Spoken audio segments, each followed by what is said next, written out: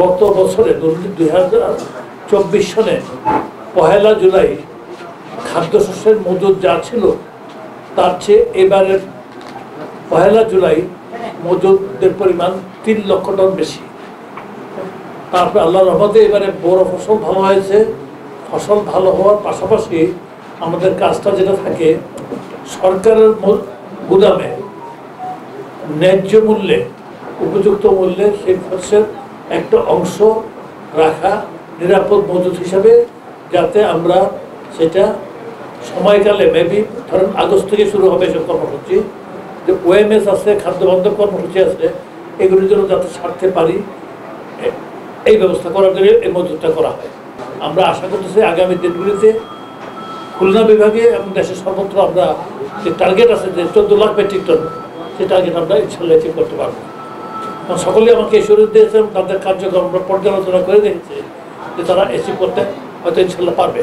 কিন্তু কথাটা হচ্ছে কি, গোডাউনে যখন ঢুকবে বস্তায় বস্তায় দেখিয়া কোনটা চিকন কোনটা মোটা সেটা নিয়ে এই দামের পার্থক্যের কারণে বড় রকমের দুর্নীতির হয় কিনা এই আশঙ্কা আমাদের আছে। আপনারাও যারা গণমাধ্যম কর্মী দয়া করে ভেবে দেখবেন যে এটা হয় কিনা, যে সেইটা পার্থক্য করতে গিয়ে, কারণ প্রতিটা আবার বস্তায় বস্তা খুলতে হবে, বস্তার মধ্যে মিশানো হয়েছে কিনা এটা দেখতে হবে।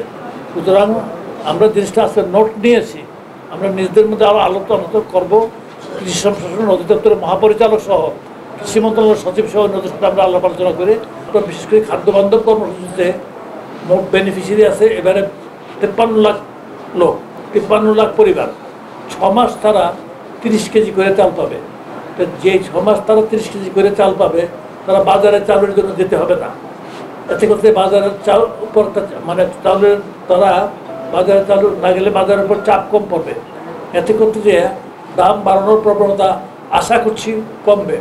এজ ওয়েল এজ আমরা প্রতিটা উপজেলাতে গত বছর ওএমএস দিয়েছিলাম, যেমন দাম বাড়তেছিল, সেটাও আমরা চালু করার বিষয়ে বিবেচনা আছে। তো এই সংগ্রহ অভিযানটা শেষ করার পরে না আগের তালিকাটা রিভিশন করা হবে। রিভিশন করা হবে মানে এর মধ্যে মৃত ব্যক্তি থাকতে পারে, একই পরিবারের একাধিক লোক থাকতে পারে, বা কোনো কারণে কোনো লোক ওই অঞ্চলে থাকে না এমন হতে পারে।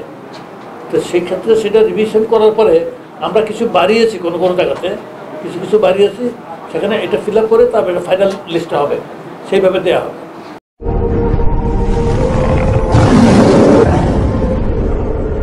চ্যানেল দুর্জয়, নির্ভীক, যে কণ্ঠস্বর।